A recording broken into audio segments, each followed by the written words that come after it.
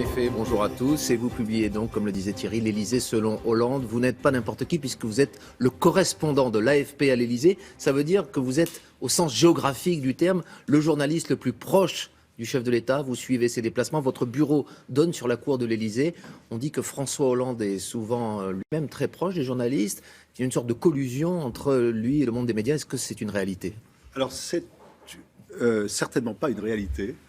Car si François Hollande aime beaucoup la presse, il la suit de très près, et particulièrement l'AFP, il maintient une distance très professionnelle à l'égard des journalistes. C'est-à-dire que nous nous voyons presque quotidiennement, mais chacun reste dans son rôle.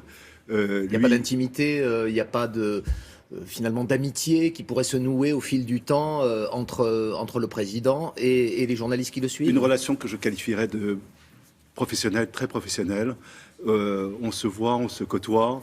Je l'ai interviewé pour ce livre à plusieurs reprises. Nous avons eu quelques heures d'entretien. Ce sont des entretiens intenses, des entretiens de fond.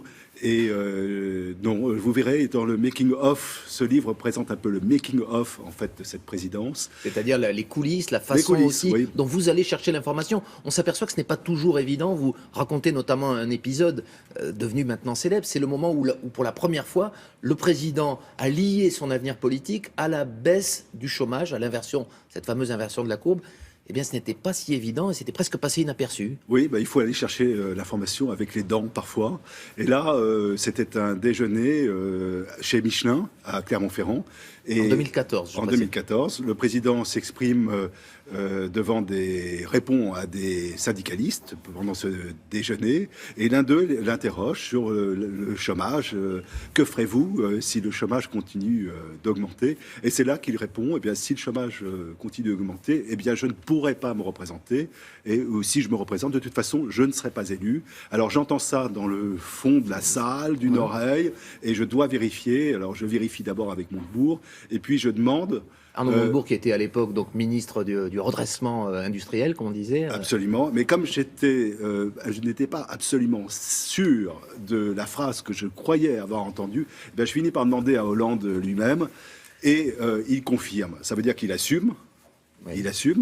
Il prend cette responsabilité, mais je dois chercher l'information, effectivement. Et d'ailleurs, cette affaire de l'inversion de la courbe, c'est un peu le fil rouge, mais négatif finalement, de son quinquennat, puisque vous révélez aussi dans ce livre que la première fois qu'il a cru, qu'il a peut-être rêvé même de cette inversion de la courbe, c'est dès l'été 2012, parce que son ministre du Travail de l'époque, Michel Sapin, lui en parle. Oui, Michel Sapin en est persuadé, la courbe va s'inverser. Et pour François Hollande, c'est une manière de faire pression aussi sur sa majorité, sur son gouvernement et sur l'administration pour les amener, pour les engager justement à lutter d'une manière plus déterminée contre le chômage. Ça veut dire qu'il y a cru? Il a cru vraiment que la courbe allait s'inverser, ou c'était une sorte de méthode couée? Alors c'est une volonté en fait dans l'esprit, c'est ce qu'il me raconte dans le livre, c'est une volonté en fait de forcer un peu le destin, de se fixer un objectif, et il laisse entendre, il vaut mieux se fixer soi-même des objectifs plutôt que laisser les autres en fixer pour vous. Mais il vous dit aussi, vous le révélez dans ce livre, qu'il a eu des regrets, qu'il a regretté cette phrase, cette proposition, mais est-ce qu'il a regretté d'avoir promis cette inversion, ou est-ce qu'il a regretté qu'elle ne se soit pas produite? C'était quoi finalement? Il regrette surtout qu'elle ne se soit pas produite. Pour lui, dit-il d'abord, et puis pour les Français évidemment qui sont encore au chômage aujourd'hui. Mais est-ce qu'il n'a pas fait finalement...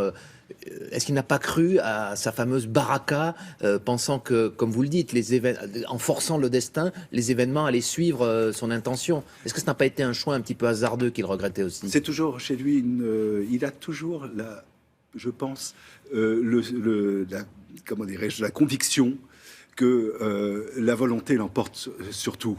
Et qu'en le voulant, on le peut. Et donc, je pense qu'aujourd'hui encore, il n'a pas perdu espoir de remporter la présidentielle de 2017. Paradoxalement, vous dites aussi dans votre livre qu'il n'est pas si optimiste que cela, parce qu'il dit que même si la courbe du chômage s'inverse effectivement cette année, si, je le cite, rapporté par vous, le climat est morose début 2017, c'est foutu. Oui, Ouais. parce que finalement, oui, c'est foutu, dit-il, parce que François Hollande est un pragmatique. C'est un être pensant, un pur produit de l'élite républicaine française. Il vous a dit c'est foutu, donc c'est bien lui qui oui, vous a dit il ça. a dit c'est foutu, oui, parce qu'il le sait très bien. Il l'a analysé très soigneusement. Il a repris très soigneusement l'histoire. Il connaît cette histoire sur le bout des doigts, cette histoire des dernières décennies de la Ve République, et il peut dérouler sans difficulté cette histoire avec une corrélation très étroite entre la conjoncture, la situation économique, la perception surtout de cette situation économique et l'élection ou la réélection des candidats à la présidentielle. Alors grâce à vous, on revient aussi sur des épisodes mémorables et un peu douloureux aussi de ce quinquennat, l'affaire Cahuzac, la démission d'Aquilino Morel, son conseiller, et puis la séparation avec Valérie Trierweiler. Vous aviez recueilli aussi les confidences de l'ex-première dame qui en fait ne s'est jamais sentie très à l'aise dans cette fonction. Oui, on a toujours eu le sentiment, enfin, je me souviens d'une conversation avec Valérie Trierweiler dans l'avion présidentiel en Afrique, on a toujours eu le sentiment qu'elle n'avait pas trouvé sa place. Qu'est-ce qui vous faisait dire ça? Vous avez un souvenir particulier? Oui, elle nous l'avait dit très clairement. Elle pensait qu'elle s'installerait finalement plus facilement d'ailleurs que François Hollande à l'Élysée, curieusement. Et puis elle s'est aperçue que l'Élysée c'était un palais républicain. C'est-à-dire qu'il y avait toujours, me disait-elle, quelqu'un derrière la porte.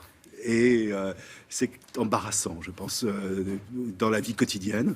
Et elle aspirait, en fait, elle est partagée entre son désir d'être une femme comme les autres et la première dame. Et elle me disait, finalement, ouvrir son lave-vaisselle le matin, c'est une bonne chose. Ça lui manquait. Ouais. Dernier mot, vous avez dit tout à l'heure que François Hollande imagine qu'il pourrait encore être réélu président de la République. Est-ce qu'il a pris sa décision de nouvelle candidature?